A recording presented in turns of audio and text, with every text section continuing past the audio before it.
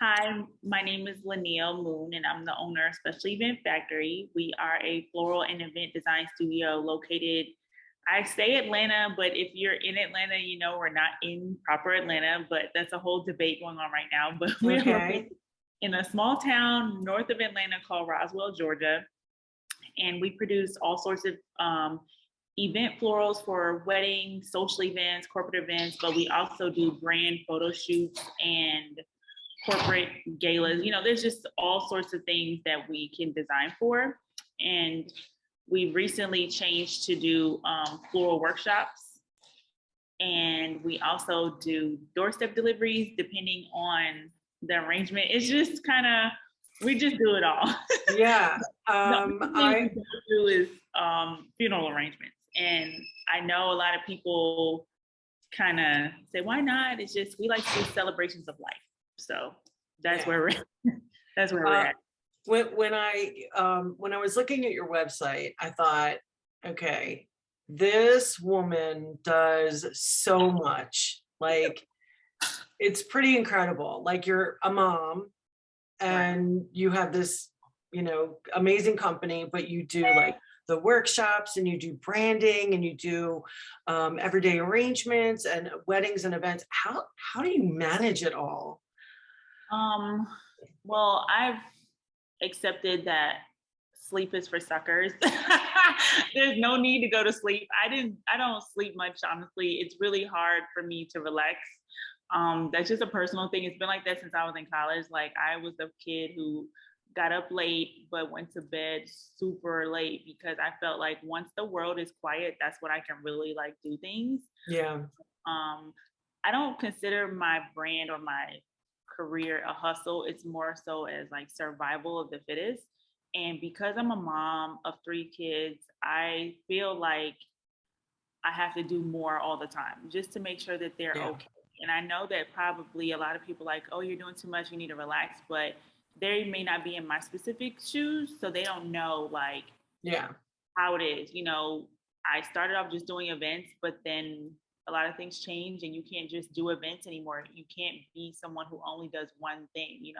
I know people say you have to have 7 streams of income, and it doesn't necessarily have to be 7 from the same company, but Yeah. there's a lot of other things that I do that bring residual income just so I can set myself up for the future and set my kids up for the future because I wasn't born with a silver spoon in my mouth.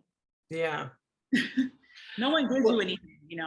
yeah. Well, that's incredible. I mean, just to kind of balance it all is just a struggle in itself, I'm sure. How do you find the balance between home life and work life? Well, because of my lifestyle, there really is no balance. And I know I've talked to a lot of other momtrepreneurs, as you would call them. Hmm. Sometimes the kids are designing with me.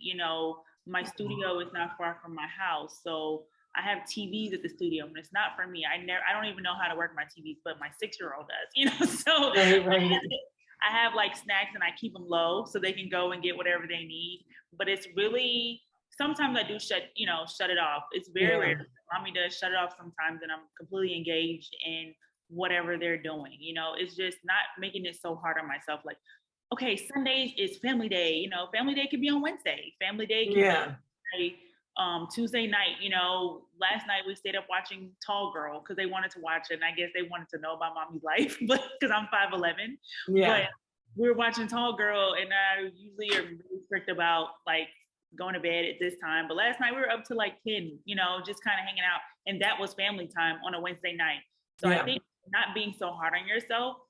I mean, you still have to have some sort of order, Yeah, but of course. that's the way I balance it. Like, I don't stress myself out as like, okay, oh, the kids have school, so I can't do X, Y, Z. I'm like, no, grab your laptops. We have Wi-Fi. Let's go, so we can do X, Y, Z, because I think it's important for them not to just see their mom leaving and going to work, like coming and seeing why we can't do X, Y, Z, or how you get to where we are now. Okay, how does mommy pay bills? Mommy has to work, so you want to learn what Yeah. hard work. Go get the bucket and fill it up with water and bring it for me. my 6-year-old knows how to make a boutonniere better than most people, adults. So she learned really early what a sunflower is and a carnation. It's just showing them a hard work ethic. It comes from my parents. They did it for me. So I just kind of show them like, this is what I'm doing today, and you're going to come with me and learn. And it's a little easier because they do homeschool, but that's a whole nother glass of wine. Wow. What do you think inspires you? I'm actually inspired a lot by my peers and my clients. So I started off with getting clients, random people on Thumbtack, or referrals from like my mom's work friends, Yeah. And I started to post a lot on social media, and I started to get clients that I've always wanted to work with. They started to find me, and they inspire me. And I don't think they even know that. Like, some of my clients are influencers, they are moms, and I started to see people as people and not like their celebrity or their number of followers. Like, I have clients who have 3 million followers. I have a client who has 3 million followers, but she's a regular mom, like a lot of people don't know, like I struggle with my kids too, so they inspire me just as much as Maya Angelou or, Oprah Winfrey, these multitasker women like bosses.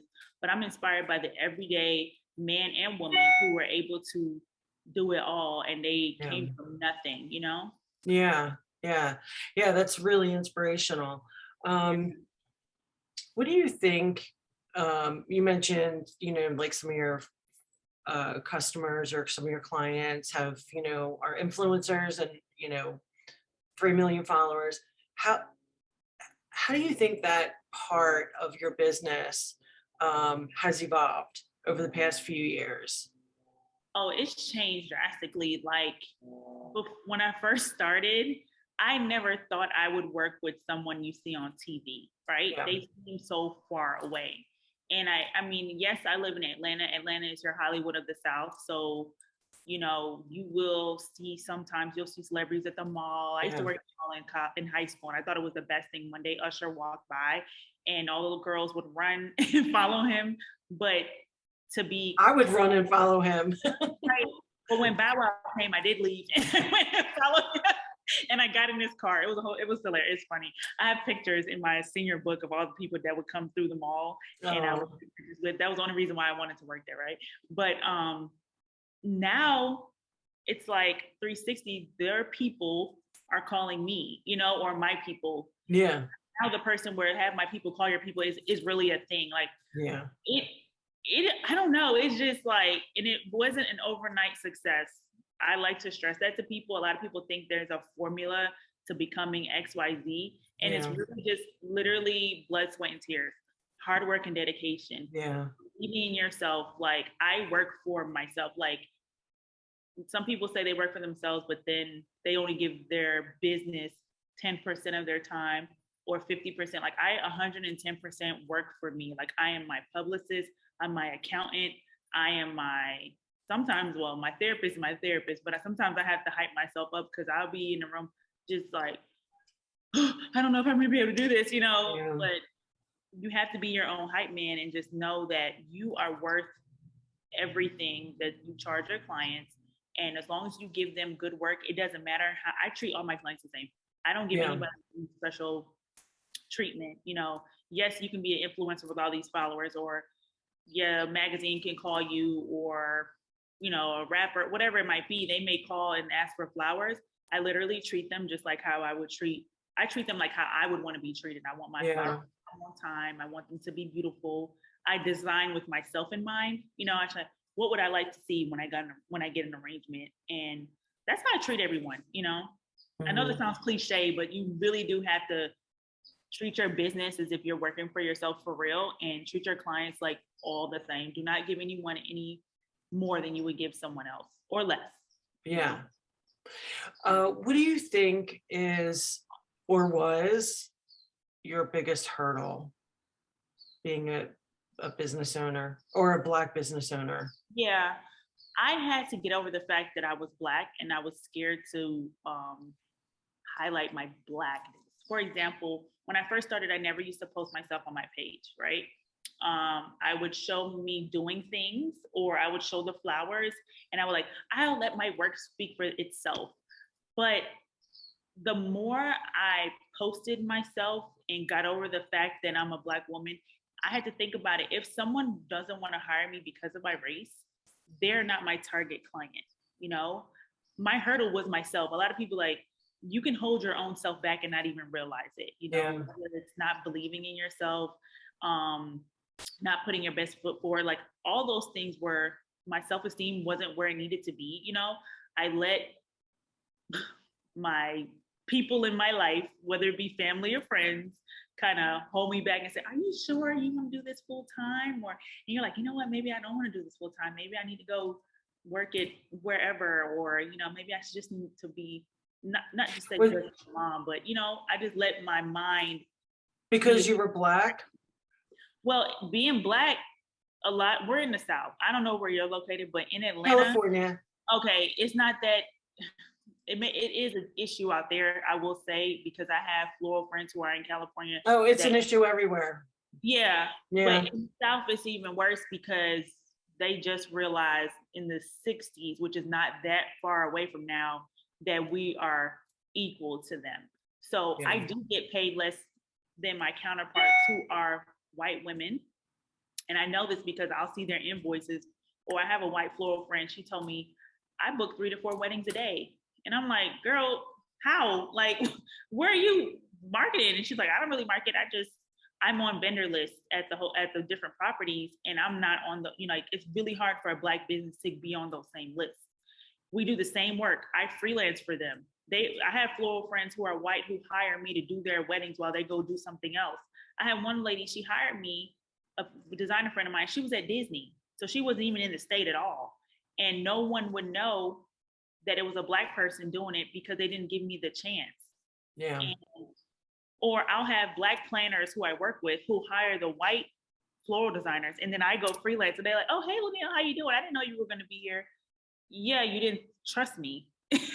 You know, I don't understand. But so do you think it's well, I mean, obviously it's a problem with white and Black people that discriminate against Black women. White planners discriminate sometimes without even knowing it, and Black planners or Black clients discriminate with knowing it.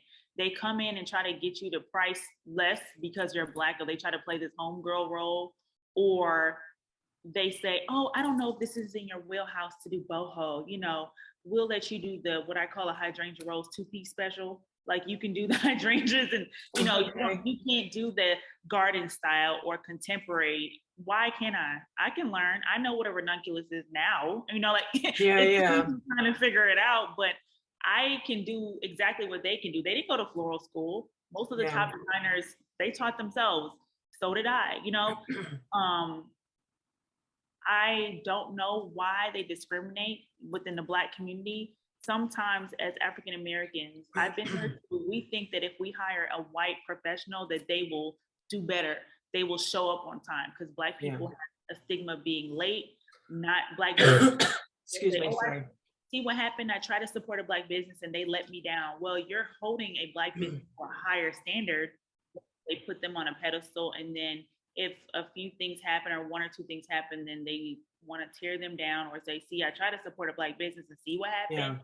And so any business can let you down. Any business can do great work. Everyone has the potential to go either way. It's about the response or the attention to detail from the beginning that makes them a good business owner or not. And so I always tell people, I don't want someone hiring me because I'm Black. I want you to hire me because I'm good at what I'm doing. And as a bonus, I'm a Black woman. You know what I'm saying? Right. What I'm worth, you know? Leneille, how do we stop that? Like, how do we stop that behavior? To talk about it. I think communicating, you know, your boundaries, creating boundaries and communicating your process. I try to run my business like a Fortune 500 company, right? What does that mean? My clients don't have my personal cell phone number. You can't text me. I always say, would David Tutera take a random consultation call? You know what I'm saying? So I created a boundary. Like, you have to follow the chain. And I posted it before on my page. This is how you get a quote. and I have to do better about communicating like my process and everything and pricing. I talk about any trends that are going on right now. Like when we had the big white rose situation last year, I communicated that to my clients, the planners, like, I think if you try to jump ahead of the issues, and I know this because I have a degree in PR, like you can't just run away when things happen. So when it was, everyone was talking about Black Lives Matter, and a lot of Black business owners didn't want to show their face, or a lot of businesses all of a sudden were supporters of Black businesses. Like a lot of these big bridal magazines who never looked at me before all of a sudden want to talk to me. I still take my business to Black Bride. I still, support the businesses who've been supporting us from the very beginning. I don't just run because someone wants to highlight us today.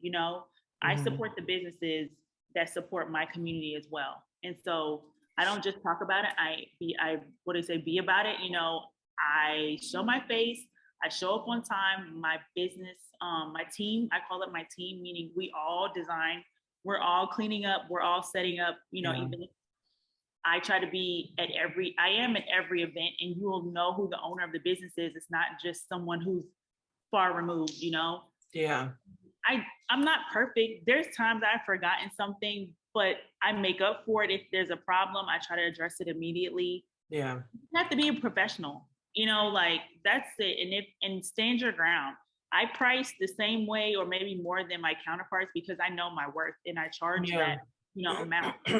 And that's it. And don't be afraid to say no. Like if someone presents me with something that's not my design aesthetic, I don't apologize. Like, I'm sorry, I can't help you. Like your Pinterest board or your mood board or, whatever doesn't align with our design aesthetic. However, I can refer you to someone I know that's their, they can put that price point. They can help you. Not because they're worth less, that's what they charge. So if they charge less, and your budget is whatever XYZ, I'm going to get them some business too. Like I don't mind, sharing the wealth if it doesn't fit the budgets or I don't mind saying no.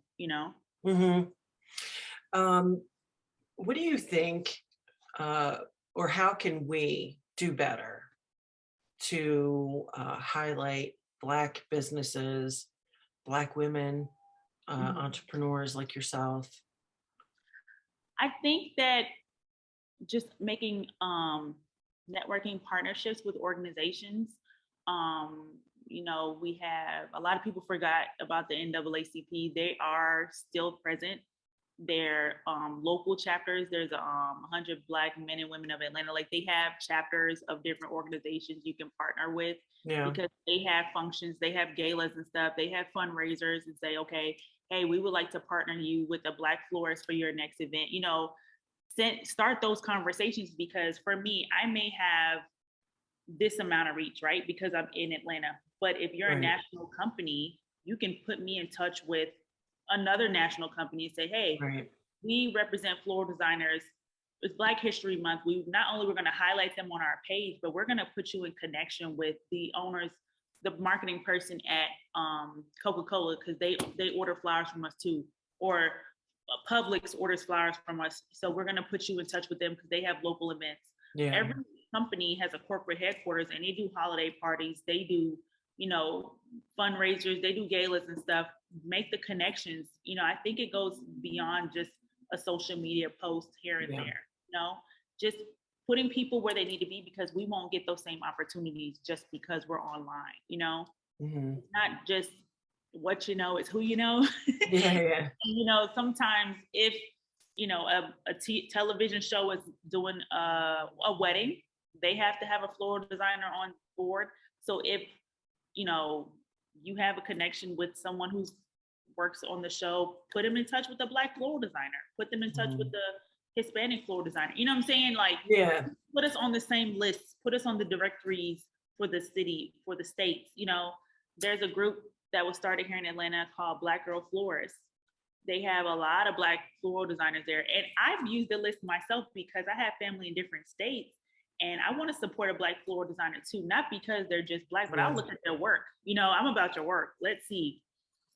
And I think that, just partnerships, networking, and connecting people. Maybe you can create some sort of like Facebook group or LinkedIn, where people can connect and say, hey, we can help you find floral freelancers that are in your area, or let's connect the businesses, Yeah.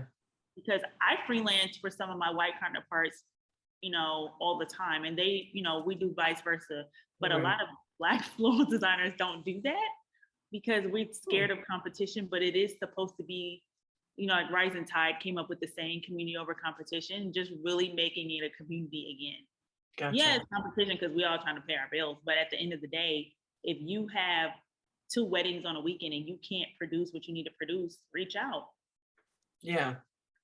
I mean, I think in California, I mean, all of the florists that, come in are all friends. They all freelance for each other. They work for each other.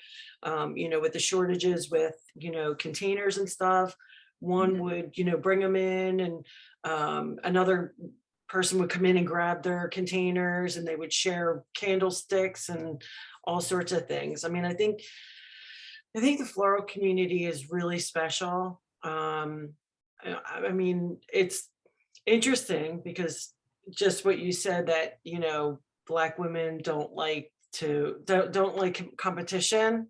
No. No, that's interesting.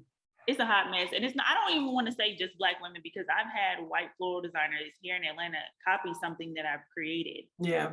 Not to say that I've started doing workshops or something like that, but instead of trying to do exactly what I'm doing, why don't you just support what I'm doing? Why don't you share my workshop? Why don't you share what I have going on? And I'll do the same for you. Like you said, sometimes we do have to share products and stuff. Yeah. Because we don't have it. That's what we're supposed to do. But in the Black community, it's not always like, I'm not saying everyone's like that, but it is a problem that the way I fix it is I just work with my people. Like I've had floral friends that call me, hey girl, the wholesaler got roses for $1. Like that's something you should tell someone else, because even though I may not have an event this weekend, I'm going to tell it. It's like telephone, you tell someone else, Yeah. You have to work on building people up and stop being so focused on your bottom line all the time. Yeah. Because what happens is they will refer business to you, because I have floral designer friends who don't have the team to do large events. So they'll put that business over to me, and then I in turn kick the small business, not necessarily small business, but the smaller orders to them, or doorstep deliveries, because I don't really offer that. That was something I started during the pandemic to keep the lights on, to be honest. Sure. But now that businesses come back, for the most part, it's starting to come back, then I can say, okay, I know someone who does offer doorstep delivery still. Let me connect you with that person. That's what I do. I don't know what everyone else does. I'm just trying to be the change that I want to see. And I like to talk about it and just hopefully that it'll catch on, Yeah. Speaking of change, do you think that we're doing better to recognize and include people of color? I think so. It's more prevalent than ever before. With just social media and blog posts, I'm seeing it now. Growing up, I've never seen a Black floral designer in my life. And then now I know so many, it's just time. When the time will change, things will change. I think we need more education, honestly, now, because there's no modern day floral school. Yes, you have floral schools for traditional florists, so you can learn technique. And there is a little bit of stigma from traditional retail florists and floral designers. It's this whole thing behind the scenes. Like, I use snips. I can't use a knife. I don't like using a knife. I think I'm gonna cut my hands wide open. And I have. It's okay to use floral shears. They make them. Yep, been there. It's a whole thing. But I think education is where we're lacking now. Education and organization. I think we need to take it to the next step. Yes, there's free videos, but now there's conferences. I've seen a lot of conferences, floral conferences, where on the panel, it's usually white designers and maybe one token Black person. Let's just do 50-50. Let's do a floral conference where it's a little bit more affordable. Everyone can drop $3,000 to $5,000 on a 3-day workshop. Right. Have some payment plans, have scholarships, go into the inner city schools and do a floral program in the technical, department, teaching people how to make floral. If we have wood shop, you should have floral design. one of my friends is a horticulture teacher at a high school, and she said, I've got those kids doing boutonnieres and corsages for prom. I have them making them themselves and selling them so they can know that's how to make awesome. money. Yeah, I thought that was really cool. She has them making them, or when it's like Valentine's Day, they'll do the single rows Yeah. and show them how to put it together. I think education starts from the school system, or partners say, okay, we have career day at your schools in your area. It's a high school in your area. We're going to reach out to the floral designers in the area and see who's able to come out and speak during career day at your school. Make those connections, because someone at that school, their mom and dad or one of the teachers might be getting married, and then they can in turn hire that floral designer. You know what I'm saying? Yeah. I've spoken at a couple schools for career day, and it was very, enriching personally to show these young people that you can make a career out of something that's a creative type of job. It's not just, of course, medical professionals are important, education is important, obviously, but for some people, that's not they're never gonna be a doctor. Like for me, right. I don't like blood. I'm sorry. I don't do a lot of little kids, so I couldn't be a teacher, just my own children, Right. So in education, just showing children or young people that you can do this as a career and thrive, I think that's important. So maybe when we say, okay, yes, you've done a good bit by mentioning floral designers, adding us to the list, that's nice. Showing our faces, that's great. Having those conversations. Now we're going to take it a step further and offer educational programs, maybe some sort of certification, floral certification at an attainable rate, because as a Black business owners, I am not able to get the same business loans as my white floral counterparts. I know it's still a thing. It is still a thing. And I know this because I've spoken to a white floral designer. She says, oh, my local bank is just throwing money at me. Oh, okay. Because I said, this is a real cool walk-in cooler you got here. How did you afford this? She's like, oh yeah, the bankers just keep throwing money at me all the time. And so I was like, oh, okay, where should I have my basket to get this money where it's thrown at? Right. We cannot get the same loans as other people in turn, meaning we can't attend these conferences that are $4,000 and $5,000. It's like a spiral effect negatively. So maybe if we can work on getting scholarships, more scholarships to the conferences, grants through the floral companies that we support. Because I know last year, or maybe the year before, I spent at least 50,000 or more at the floral wholesalers. So where's all that money going? Like, how are you guys giving back to me as a business owner? Because I'm giving you the money. How are you supporting me? Yeah. Sometimes they offer discount days, but it should be some other sort of things that we can, get as business owners. Yeah, that's an interesting conversation for sure. I mean, I think, when you have small businesses supporting small businesses, it's, it's super important. I know there's big giant companies out there. But yeah, to definitely support and lift up those small businesses is super important, especially now, with like such uncertain times. I know like we've already been through the whole pandemic and hopefully we're coming out of it now, but with some turmoil going on over across the way, it's so scary. It's it's super scary the way things are right now. And hopefully we won't see too many effects on the floral industry. I'm sure there's going to be an increase in freight and gas because oil prices, but that is a trickle down effect from raising oil prices. It's going to affect flowers, I'm sure. What are your thoughts on that? Oh yeah, it's gonna happen. Right before the pandemic started, there was like a local conference, I think, and the Nod or one of those organizations had put it on, and they were letting us know, hey, this is what's going on right now. And it went from, let's talk about it. You may have to get some sanitizing stations or something. There's a virus going around, and then it was like, okay, we can't do events anymore. So let's have those conversations. So this is what's going on in the news from the wholesaler perspective. Let's jump ahead of it. So go ahead and start increasing your prices or communicating to your client that is going to be more of designer's choice based on your colors, not specific flower types. That's always been something that we try to communicate, but it's even more so now. Like, you know, the rates are going to be higher for our fall weddings because we're just projecting that with the crisis going on about potential world wars, what they're saying, we need to go ahead and prepare for events may or may not be a thing anymore. You know, like, go ahead and learn how to, when I had to go from event work to doorstep deliveries, I had to teach myself how to keep an arrangement alive for a week without a clue. That was a struggle. It was a struggle. And so I'm more of a think on my feet type of person. So as soon as they said we couldn't have events, I was like, okay, what do I have that what I can get rid of? What can I teach? What can I do? Okay, let's start doing doorstep deliveries. I'm gonna start marketing. So I would sell an arrangement with a bottle of hand sanitizer. That was my way of, and this is when you couldn't find sanitizer. I went to a store and grabbed all that I can. I use Lysol wipes as a marketing promo. Enter to win a free, you know, like now it might be cute to do arrangements and then do a little toilet paper roll because they're telling you to start stocking up.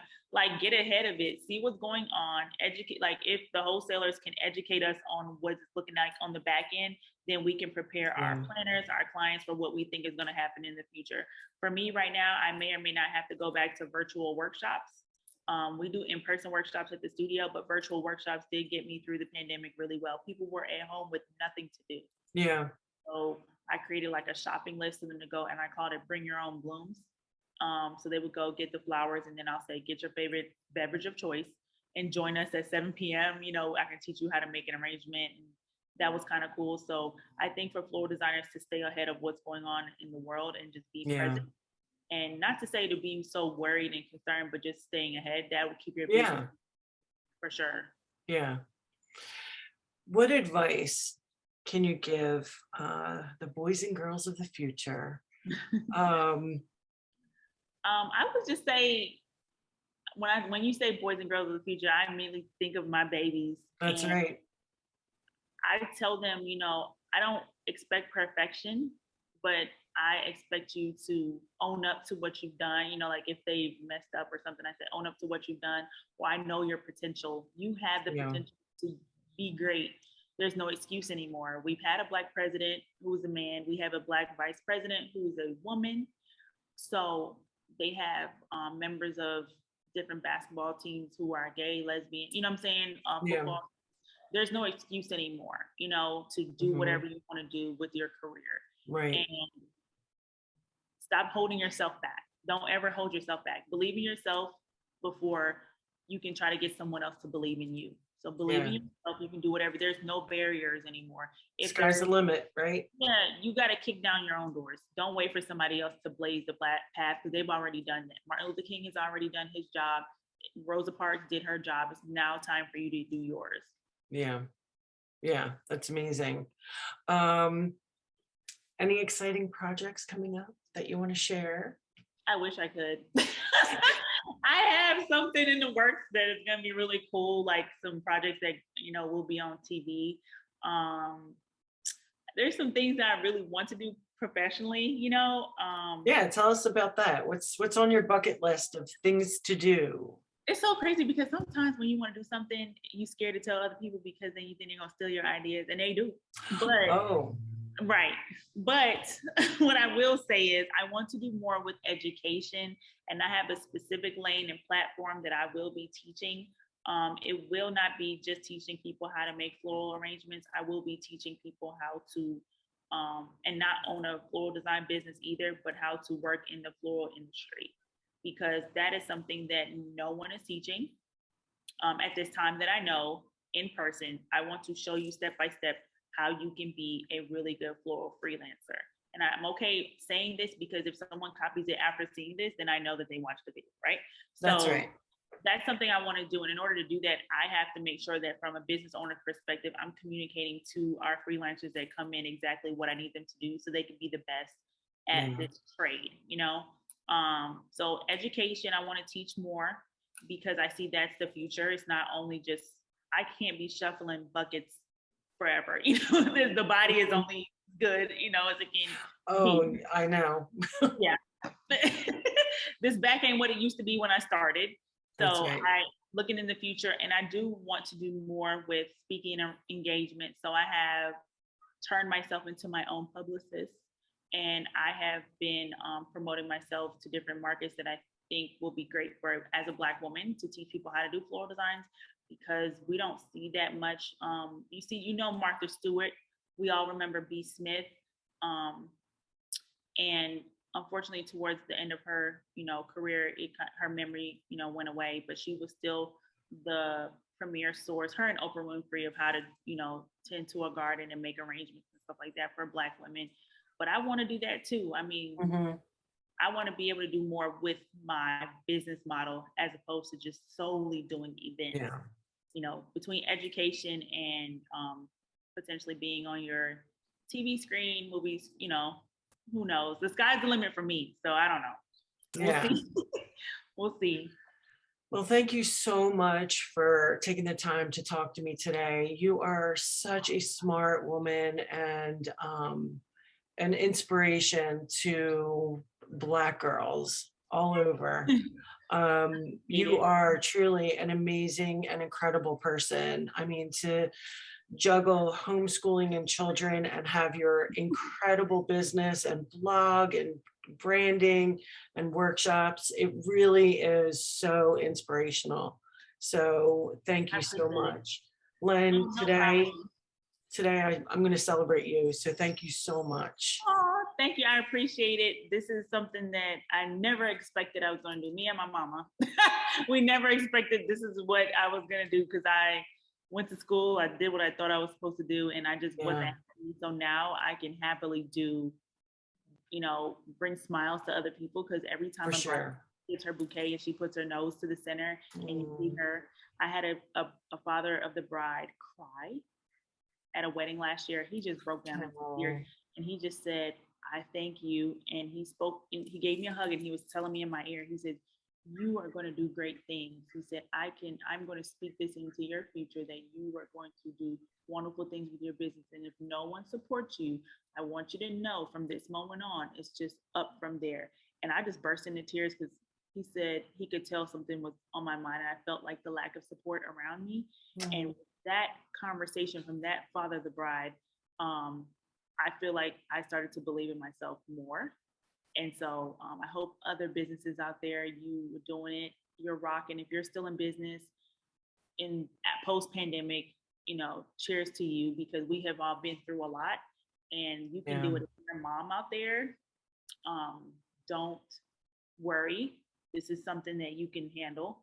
A lot of my friends became homeschooling moms unwillingly. So while they were making fun of me, stressed out, we were all drinking wine together in the evenings. That's right. That's right.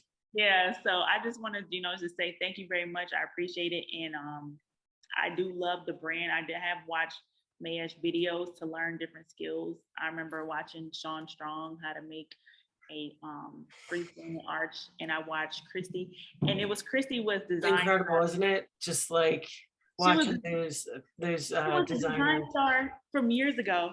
And then Christy moved to my area of town, and she says, "I seen you."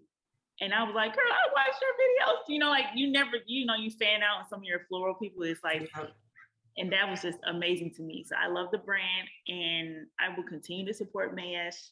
Kelly in California, her page, Kelly Pulls. Kelly been pulling me some good product. She is unbelievable. Yes, she is. She is really good. So I definitely would continue to support Mayesh as well. So thank you. Thank you so much. All right. Have a good night.